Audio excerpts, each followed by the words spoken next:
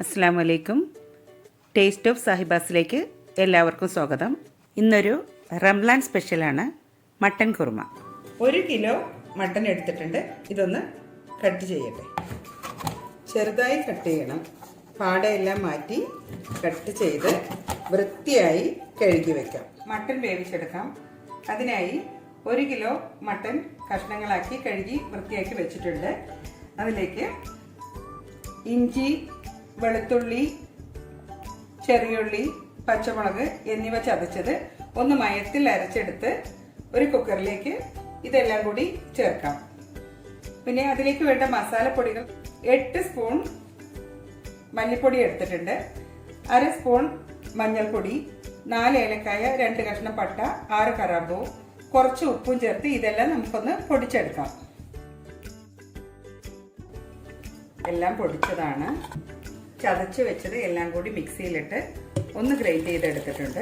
കുറച്ചുകൂടി വെള്ളവും കൂടി ചേർത്ത് ഇളക്കി കൊടുത്ത് ഉപ്പ് പാകമാക്കി നമുക്ക് കുക്കർ അടച്ച് വേവിക്കാൻ വയ്ക്കാം.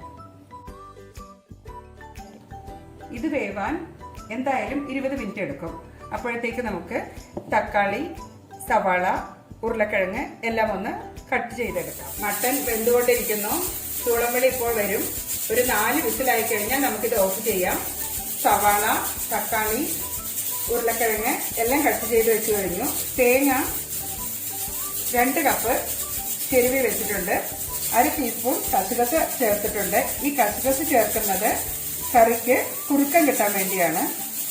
1/2 കപ്പ് തൈര് എടുത്ത് വെച്ചിട്ടുണ്ട്.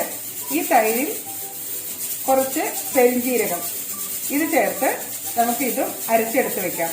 തേങ്ങയും കശുകസിയും അതുപോലെ തൈരും പെരിഞ്ജീരകവും വെവ്വേറെ നല്ല മയത്തിൽ അരച്ചെടുത്ത് വെക്കണം. 20 മിനിറ്റ് കഴിഞ്ഞു. ഞാൻ പ്രഷർ കളഞ്ഞതാണ്. മട്ടൻ നല്ല വെന്ത് കഴിഞ്ഞിരിക്കണം. ഇങ്ങനെ അമർത്തി നോക്കിയാൽ കാണാം മട്ടൻ വെന്തിട്ടുണ്ട്. ഇനി നമുക്ക് ഇതിലേക്ക് ചേർക്കേണ്ട ഐറ്റംസ് ചേർക്കാം.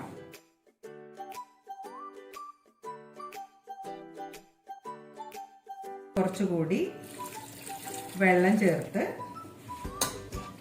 ഒന്ന് നന്നായി ഇളക്കിയ ശേഷം ഉപ്പും പാകമാക്കിയ ശേഷം ഒന്നുകൂടി പാത്രം അടച്ച് വേവിക്കാം.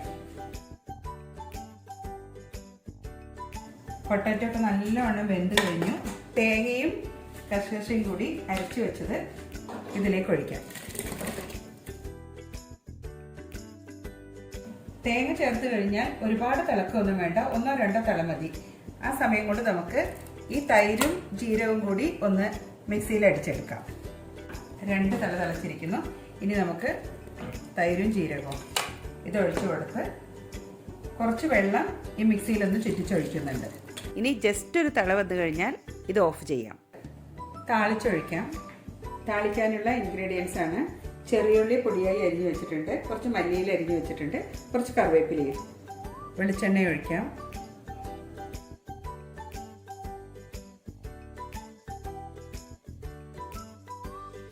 ഏകദേശം ആയി തുടങ്ങി. ഇനി നമുക്കിതിലേക്ക് കറിവേപ്പില ചേർക്കാം. ഉള്ളി ബ്രൗൺ കളറായി കഴിഞ്ഞു. കറിവേപ്പിലയും നല്ലവണ്ണം വഴന്നിട്ടുണ്ട്. ഇനി മല്ലിയില ചേർക്കാം. മല്ലിയില ചേർത്ത് കഴിഞ്ഞാൽ അധികം ആവാതെ നമുക്ക് വേഗം ഓഫ് ചെയ്യാം. ഈ ചൂടിൽ തന്നെ മല്ലിയില വഴന്നിട്ടിരിക്കണം. ഇത് മുഴുവനും കുറുമയിലേക്ക് ചേർത്ത്